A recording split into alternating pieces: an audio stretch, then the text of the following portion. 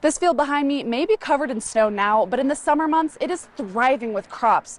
But did you know the recent tariffs President Donald Trump has imposed could threaten the ag industry as a whole? So I called up a Montana wheat farmer to see what his biggest concerns are. There's always a threat of just losing the family farm, just as a whole within the country. Nathan Kane runs Upham Farm, located in north central Montana, 20 miles west of Big Sandy. The farm was established in 1912 and has been passed down through generations. But with these new tariffs, Nathan is fearful. I would hate to see a farm end on my watch.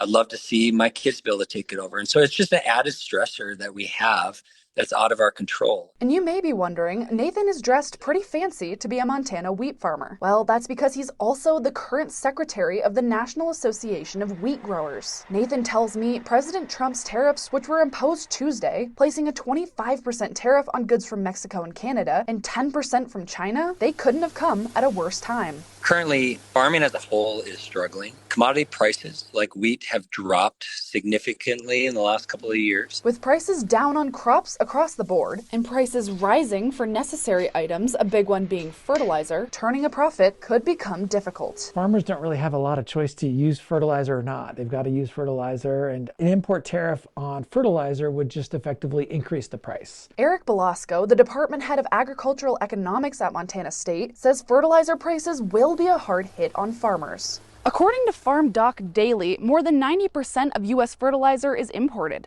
and of that, more than 80% is coming from Canada.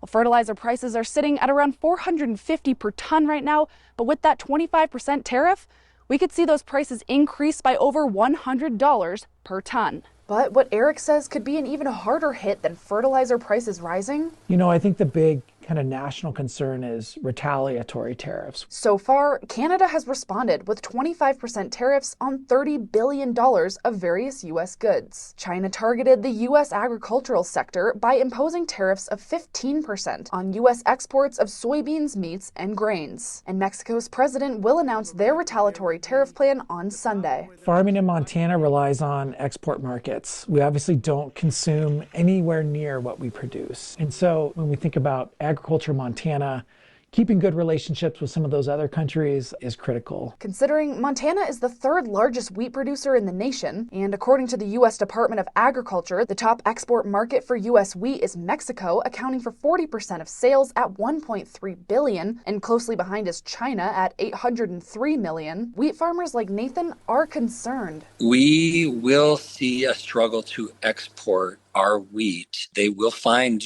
other buyers that they could buy cheaper from. But Nathan is trying to remain optimistic for his family's farm. My hope right now is that this won't last very long. We can get some negotiations happening. It's hard to run a business when you're running a loss, and that's the potential that we're facing right now is a potential loss. In Bozeman, Cassidy Powers, MTN News.